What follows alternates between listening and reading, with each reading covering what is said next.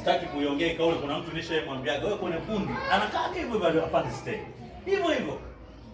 Miaka ya nyuma kidogo nikamwambia sasa wewe wenzio watu watatoka utabaki hapo hapo unaendelea kukaa. Miaka yote mimi naenda huko Mbeya namkuta anakaa kwenye kundi. Yaani yeye ni kukaa. Wenzio wote waitatokaga. Wametuti movie yeye hata wakija wanataka watu 3 4 hawamchukui. Yeye ni kukaa pale pale. Ni kwa sababu alikuwa anapenda kukaa. Hataki kwenda kusimama, hataki kwenda kuperform. Baya. Njoo panda stage. Ukiona mbona teacher alichagui panda tu mwenye stage. Anakurudisha, hakuna nidhamu. Mimi nimekuja stage, nimekuja kuigiza.